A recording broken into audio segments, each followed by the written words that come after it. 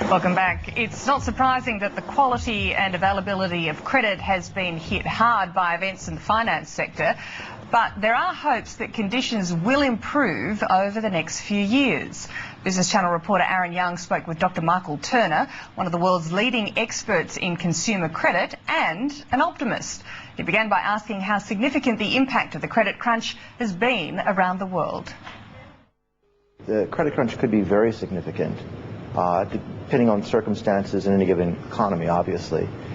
We expect for consumer credit in the United States a protracted crunch, particularly with respect to home mortgages, despite the measures taken by the Federal Reserve and other central banks.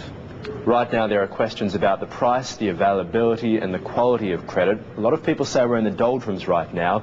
Will it actually get better over the next few years? Absolutely. The measures taken by the G20 and by central banks in Europe and North America are extraordinary. And there's liquidity that's being pumped into money markets, and you've got governments now taking ownership in banks, which is unprecedented, hasn't happened since the Great Depression. And so if banks aren't doing their job of lending to consumers, then government will make sure they do. Since we first heard the term credit crunch over the past year or so, we've seen changes, a downward trend in consumer demand as well as possible regulatory changes. How tough will it actually get over the next few years? I think you're going to hear constantly in legislatures and within regulatory agencies the term reform. They're going to be looking at consumer credit transactions from the loan application through the underwriting and what goes into risk assessment, risk decisioning, to decisions on the secondary market and securitization. And reform is the buzzword you're going to hear around the world non-stop for the next 2 years. And so how significant a role, what sort of role will governments and businesses have to try and make sure that consumer credit demand doesn't contract any further? It's paramount.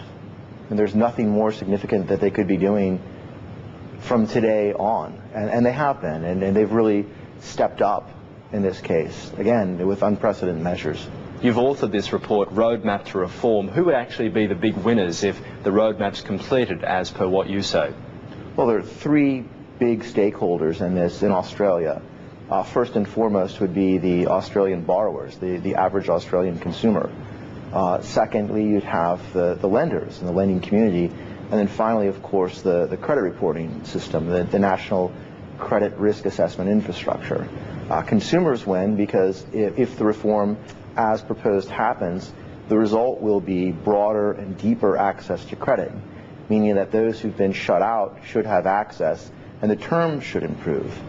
You've got an ability to risk-based price now so that people who pay their bills consistently on time, people who meet their credit obligations, will be rewarded with lower priced credit.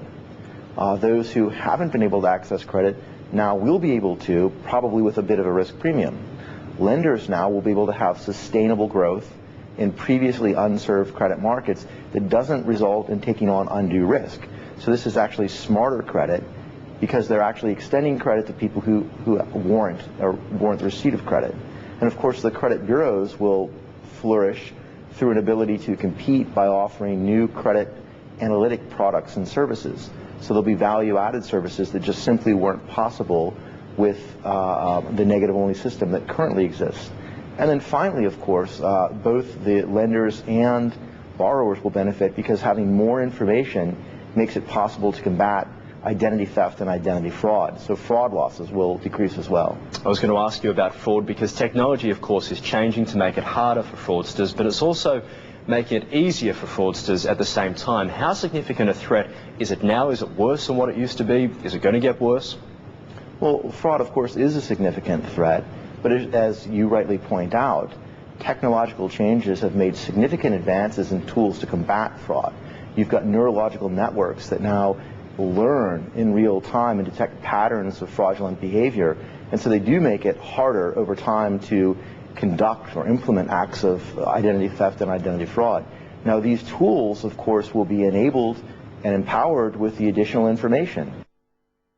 And that's Business Report for this Tuesday. I'm Diana Dorahy from all the team here. Thanks for your company.